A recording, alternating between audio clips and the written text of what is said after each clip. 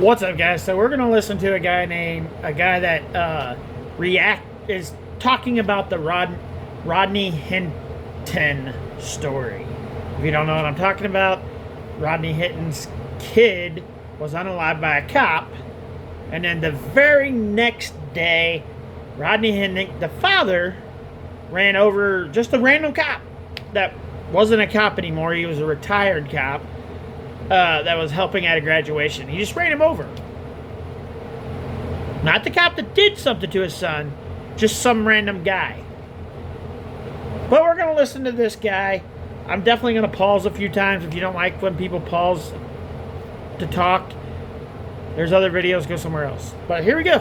Let's hear what this guy has to say.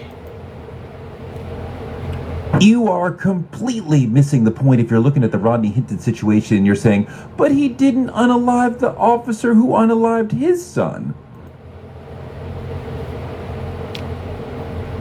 I mean, yeah. He went after some random guy that did nothing wrong at all. I'm not saying the other cop that unalived his son did anything wrong either, because we haven't got the whole story yet. We got a video, but we still haven't got the whole story. But yes, his father went after somebody that did nothing wrong. The first cop he came to plowed him over with his car.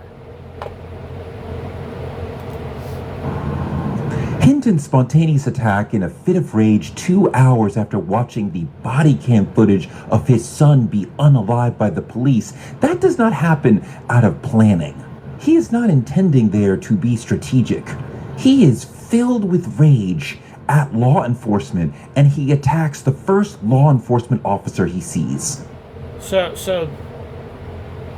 we're making an excuse for him for what he did? No. He should spend the rest of his life in prison. The rest of his damn life in prison for what he did. No questions asked. The rest of his life. I'm not saying I would have done it, but I understand. What do you understand? Like, no. No.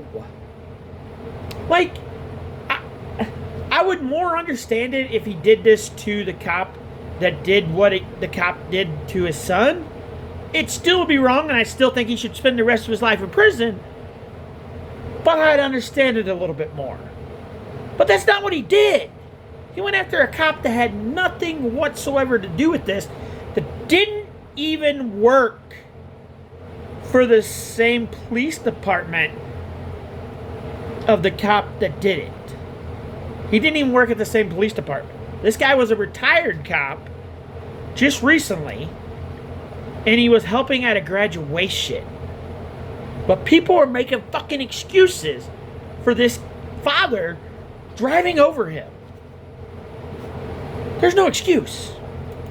But to think that he got the wrong guy, that's missing the point, because that means you think that policing is about a few bad apples. It is not. Also, It is. It is. For you to say that every cop's a bad cop is just stupid. Anybody that says that, that's stupid. There's good cops, there's bad cops, and there's in the middle cops. Meaning, sometimes they're assholes, sometimes they're good cops. There's 3 types of cops. They're not all the same. the saying is a few bad apples spoil the bunch. But our critique of policing is not saying that there's a few bad people who screw it up for others. The critique is this: the system of policing entirely needs to be reformed. It is inherently racist. It is, by design, over-policing. They're racist. You're saying every cop in the whole United States is racist. That's stupid, because there's a lot of black cops, Asian cops, Hispanic cops in the United States. But you want to say, basically what he's telling you is the white cops are racist. That's exactly what he's trying to tell you. Black people. It is by design largely without accountability for officers who make mistakes. We don't have a problem with certain cops who make mistakes, but most cops try it. No. We have a policing system that is completely diseased and needs to be changed. To target the specific individual who unalived his son would be individual accountability when the problem is the entire system. It's not M's. This guy didn't go after this cop because he was thinking, well, all cops are bad, so I need to just take one out. No, that's not why he did it. Let's be fucking real. He got fucking pissed off because his son was in a stolen car and got shot. And he flipped the fuck out, which may be understandable. I'd never been in his situation. I don't know what I'd be thinking at that moment. And he took out the first cop that he seen. It wasn't in his mind that all cops are bad and whatever the hell this guy's saying.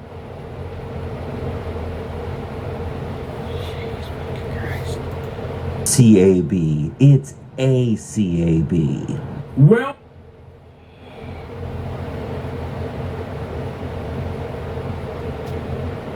oh, they're okay.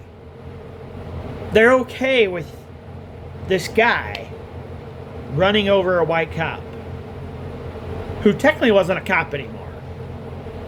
But they're okay with it. That's fine.